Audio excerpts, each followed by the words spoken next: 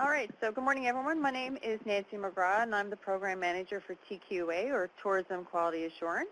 We like to shorten it to TQA. We're going to get started there now because I know your time is precious. Thank you very much for joining us. Just a couple of quick housekeeping notes. There is a chat window there, of course you all know, so if you have any questions, you can feel free to either use the little hand raise button on the top of your screen, or you can just type a question there in the chat window, and we'll get to you as soon as we can. I've got a couple of folks in the boardroom with me, so they'll be keeping an eye on that for me as well. And you can keep your phone muted on *6, and if you want to speak and ask a question or have a comment, feel free to do so. Just press #6 to unmute your phone. All right, so welcome to Tourism Quality Assurance, or TQA, our webinar on expanding our welcome.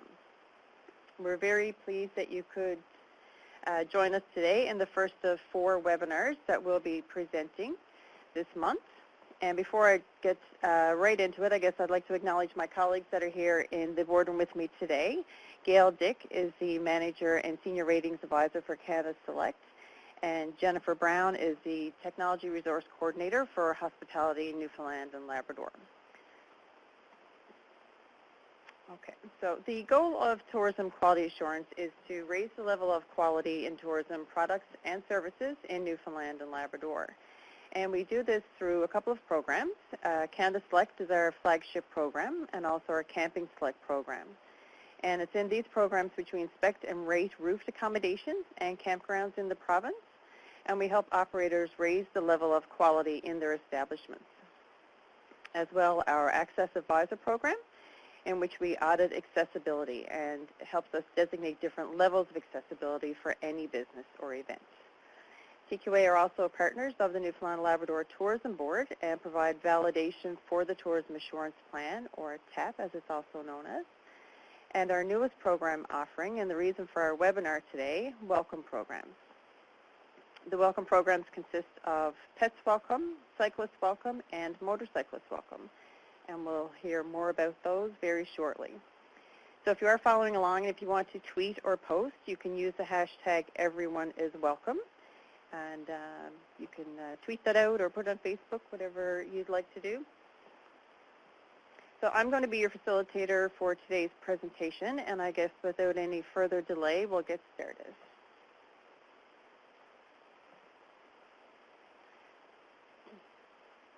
So before we get into the Welcome programs, I just wanted to give a review of TQA's evolution to date.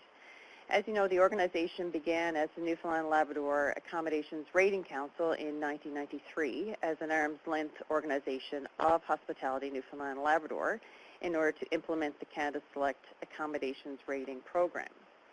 And there's no doubt about the impact that Canada Select program has had on elevating the level of quality in accommodations and campgrounds in the province.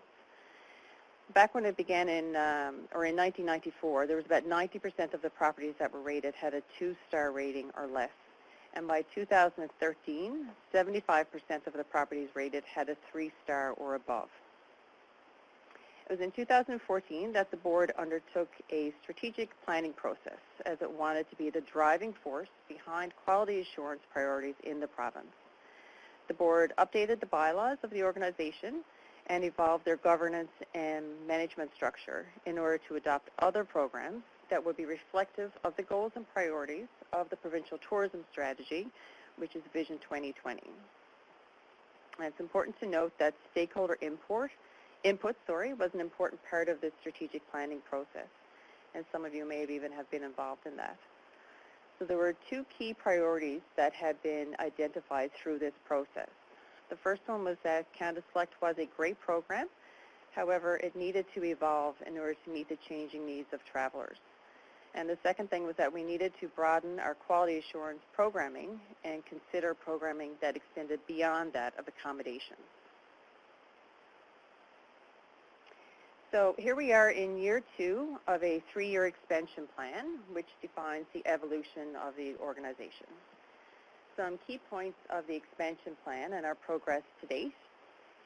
As mentioned, it was identified that Canada Select was great, but it needed to evolve to be an organization that was more focused on quality in the star ratings. so the program has been updated.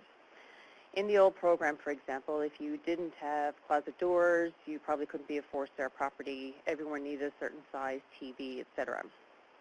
The program today does a great job at ensuring minimum standards are maintained and then assigns a star rating that's reflective of the quality within the accommodation.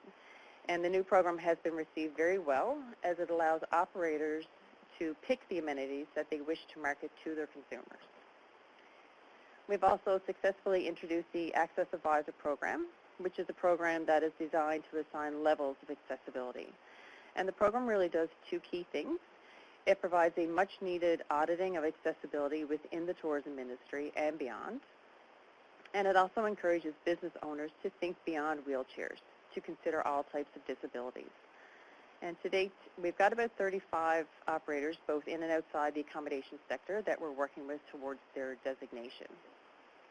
And just as a side note, we're going to get into more detail on both the Canada Select and Access Advisor programs in our upcoming webinars on November 15th and 22nd. And I hope you can all join us again on those dates. Moving on, so we have an enhanced communications and marketing plan in order to build our brand awareness. We're talking to our program participants and engaging in events within the industry. Previously, it was noted that the only time operators heard from Canada Select was every 2 years for doing their inspections. So we're trying to improve on our communications and be available to talk to operators and to coach them more and more. TQA are also playing a validation role for the Tourism Assurance Plan. Of course, TAP is a cooperative effort between industry and government, which outlines 5 minimum standards that all tourism operators must meet in order to be marketed through the provincial marketing strategy. Currently, TQA's role in this initiative is to provide validation for TAP standards.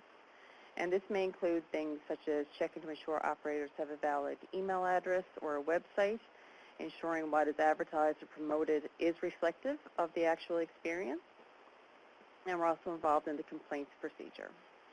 Again, stay tuned for more information during the TAP webinar on November 29th. So what is happening next for TQA? Next on the agenda would have been introducing new programming. So the new programs that we have to introduce are our welcome programs. And these include Pets Welcome, Cyclists Welcome, and Motorcyclists Welcome. So we'll get into a little bit of detail on those programs there now.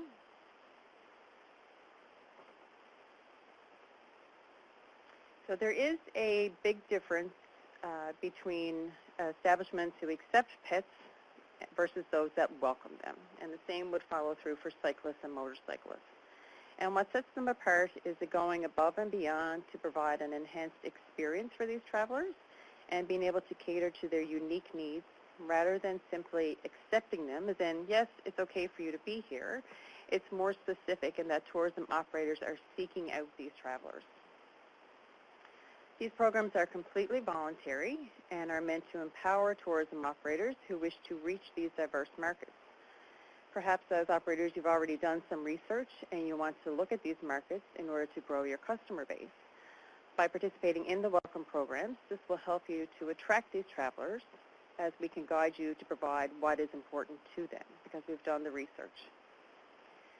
Tourism operators are interested in using every competitive advantage they can to leverage their marketing activities, and travelers in return are looking for tourism operators who are providing these services that cater to their unique needs. Operators will be able to reach a specific set of travelers who are using alternative modes of transportation to explore Newfoundland and Labrador. There are more and more travelers who are choosing a more adventurous type of travel. There's a strong sense of connecting with the place when you travel by bike or motorcycle, and certainly there's a sense of accomplishment, as was the case when I spoke to 2 travelers who had spent 5 months biking to Newfoundland and Labrador from northern BC.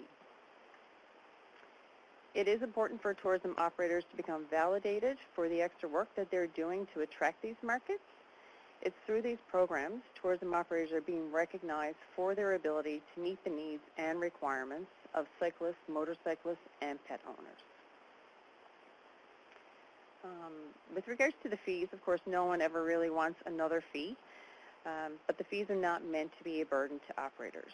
They are quite low and, of course, would be discounted if you're already a participant of Canada Select or Camping Select. Participation fees, you're really looking at less than $100 annually combined for the programs, and you would certainly see return in your investment by participating in these programs through your increased marketing efforts and attracting these new markets. So now we'll take a little bit of a deeper dive into the specifics around the program, and we'll start first with the Pets Welcome program.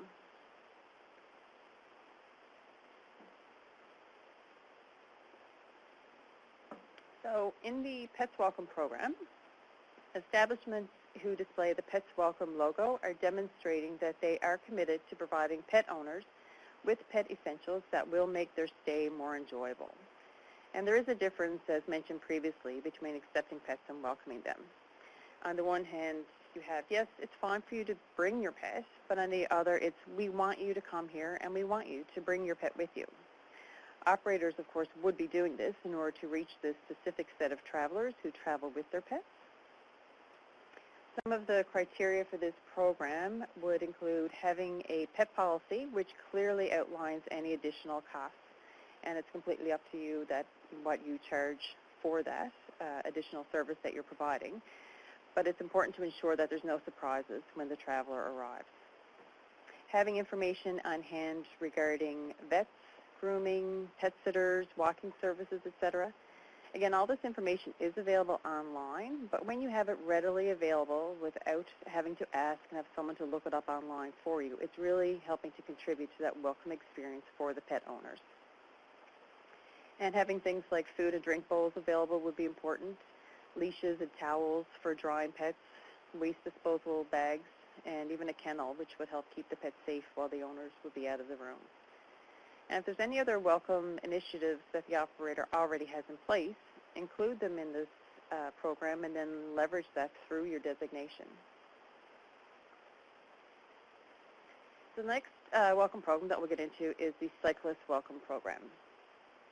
And the picture on the left there is a tweet that the Schooner Inn actually sent out in October. And this was two guests that on average were traveling about 150, 200 kilometers a day on their bikes. And why would you have a Cyclists Welcome program? Well, tourism operators who are displaying this logo are confirming that they can provide additional facilities for visitors who are touring by bicycle. The Cyclists Welcome program recognizes businesses that take the needs of cyclists into consideration and make their property more welcoming for them. Having some of this criteria in place also makes it easy for visiting cyclists to visit or to stay at the operator's location, which is very important to travelers. They have to travel very light, so anything you can do to make their stay a bit easier would be very attractive. And some of the criteria would include having a secure bike rack, information and maps of local bike trails, and this would include local specific information. Of course, there's apps with bike trails available online, but as a couple of bikers that I met recently reminded me that that information is not always accurate. Knowing what trails are paved, what are gravel, what are used locally by ATVs, for example, would be important for them to know as well. So having this information readily available is something that you would do when you carry this designation. Information on bike repair or bike rental locations, having some repair kits such as a universal bike tool, a patch kit, and a pump perhaps. Storage, you can imagine these bikes cost a lot of money and security is very important. And if you can provide covered storage or not is important information to provide to cyclists as well. And again, any other welcome initiatives. And there's many other aspects of these programs, everything from providing potable water to cyclists or campgrounds that provide a place for cyclists to camp without reservations. We're just highlighting some of the key features here, but there are definitely more things that are included in the programs as well. And all this criteria is aimed to set tourism operators up to be able to go after this diverse market. So that's cyclists. We'll move on to motorcyclist program. The Motorcyclist Program recognizes businesses that take the needs of motorcyclists into consideration and to make their property more welcoming and easy for the visiting motorcyclist to use. Establishments that display the Motorcyclists Welcome logo are promoting they provide additional amenities for travelers, such as having an area available for drying clothing and footwear, cleaning supplies and degrease hand washing supplies, pump and tools for minor repairs. And again, the idea isn't that you're a motorcycle repair shop, but that you would have some tools on hand for any unexpected repairs that will come up. Having travel, weather, and road information is helpful. Again, the local information on roads that may not be in good condition or may be under construction at the moment would be included as well. And any information that you can have on local motorcycle repair shops available would be great. And these are just some of the criteria. There is a checklist, and if anyone was interested in any of these programs, myself or Gail would be happy to go through all the criteria with you individually. And any other welcome initiatives that you want to put in place, certainly include them and get the most out of your marketing efforts.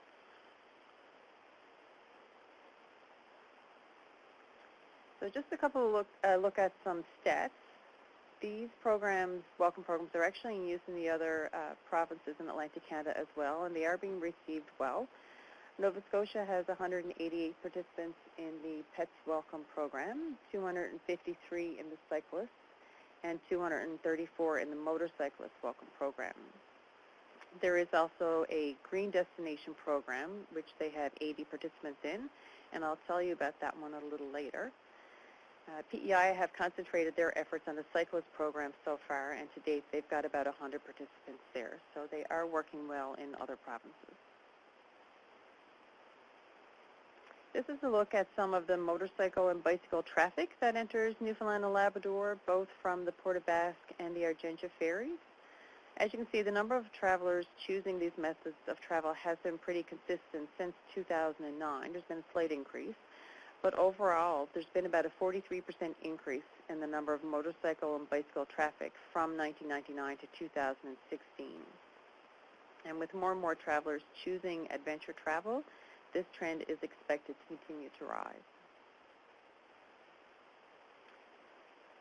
So that is essentially the main details of the Welcome program. Does anyone have any questions? I'm going to get into a little bit of a discussion on service animals and the difference between pets there now.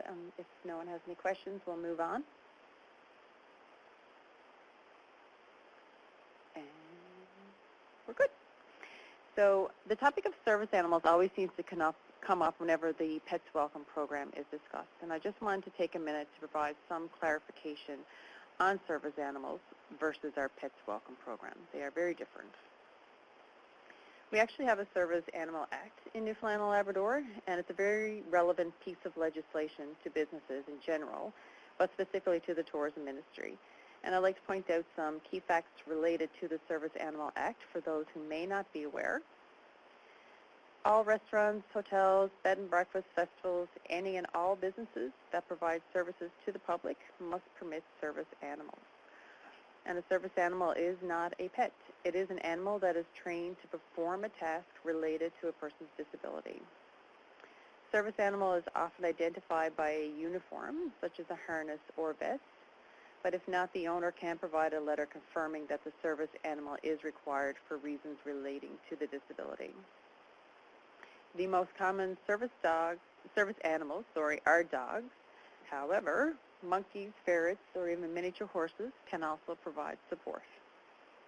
The owner of the service animal is responsible for maintaining control over the animal at all times and is also responsible for any damages caused by the service animal.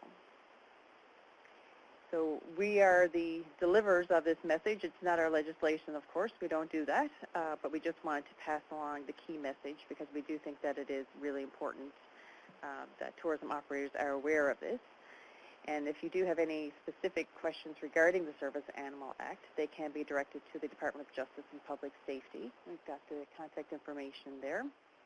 And if you wanted information on training with regards to service animals, you can contact the Coalition of Persons with Disabilities, and their contact information is there as well.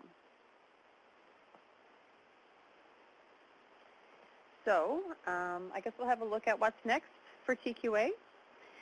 There is another program that is currently in use in the other Atlantic Canadian provinces, and it's called a Green Destination Designation. And there continues to be growing expectations on destinations to practice sustainable tourism. TQA are committed to working with partners of the Newfoundland and Labrador Tourism Board as they further define priorities around environmental sustainability. So while we're not fully into the green program that is in use right now, I believe it's something that's evolving, and we'll certainly see more on environmental sustainability and green practices in the future. TQA are going to continue to work on enhanced communications with our current and future program participants and with our partners in the tourism industry. We're available to assist tourism operators who wish to elevate the level of quality in their establishments. Operators, for example, who would be planning renovations. Gail is always available for coaching, and she can provide upgrade reports so that you're getting the most quality out of the dollars that you are spending. So if anyone is interested in that, that is available to you at any time. With the Tourism Assurance Plan, we're going to continue to be actively involved in the validation of TAP standards, and we'll continue to collaborate with the Tourism Board partners to ensure we are contributing to the success of TAP. And of course, as TQA evolves and adds on new programs, our goal is always to provide programs that are relevant to the industry to enhance customer experiences with the collective goal of achieving Vision 2020. And that's about it. Does anybody have any questions on any of those programs?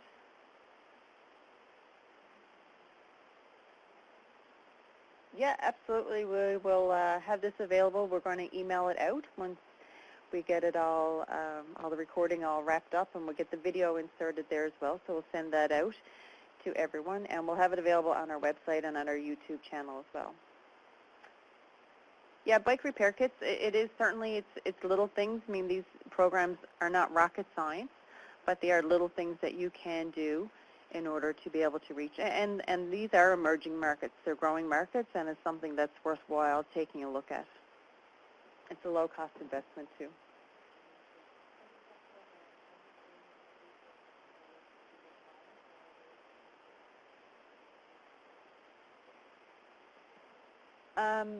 So, Michelle, that is the list of things that we do have that we would look for in order to provide you with a designation. Because when you're, saying that you're displaying the logo that you are a Pets Welcome, that's an expectation then of travelers that if I forgot a food bowl or if I forgot a leash or something like that, that you would have it available for me. So while I guess they may have came across as suggestions, those would be the things that we would be looking for before we would award a designation, yes.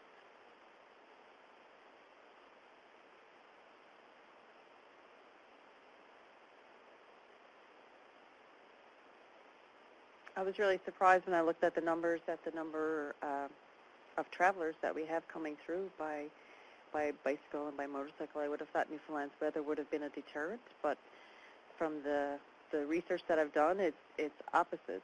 That a lot of people travel here because we have such beautiful scenery, and it's really a great opportunity for people to get to connect with local people and to see things that you would miss when you come in by plane or when you're whizzing by in a car.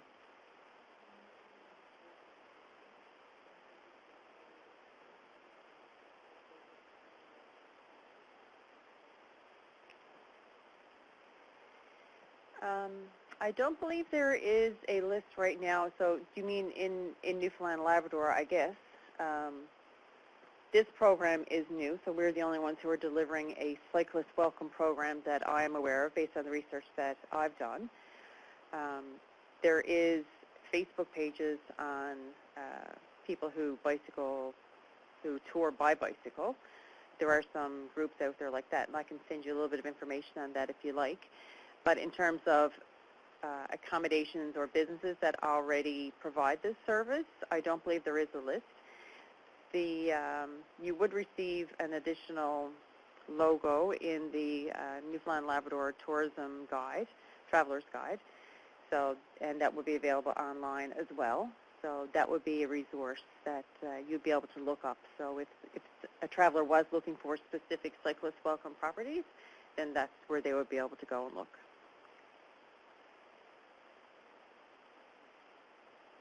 So if you would like to participate in any of these welcome programs, or if you have any questions on any of TQA's programs, please feel free to contact us. Our goal is to work with all tourism operators and to assist them in raising the level of quality in their operations. TQA has 3 additional webinars coming up. We have the benefits of an accessibility audit coming up on Wednesday, November 15th. Quality in Canada Select Ratings is scheduled for Wednesday, November 22nd. And we'll be having a TAP refresher on November 29th. And all are at the same time at 10 a.m. Please send along an email if you haven't already to register for these presentations. Thank you very much for your time today. I hope you've all learned a little something about providing a welcoming experience for our guests who travel via bicycle and motorcycle, and for those who travel with their pets. You will be receiving a follow-up email with some more information and resources, such as those we discussed today, as well as a link to an evaluation survey so you can give us your feedback. Feel free to check out tqanl.ca for information on everything related to tourism quality assurance, as well as follow us on our Facebook and Twitter accounts. Thank you everyone for joining today, and we look forward to working with you in the future.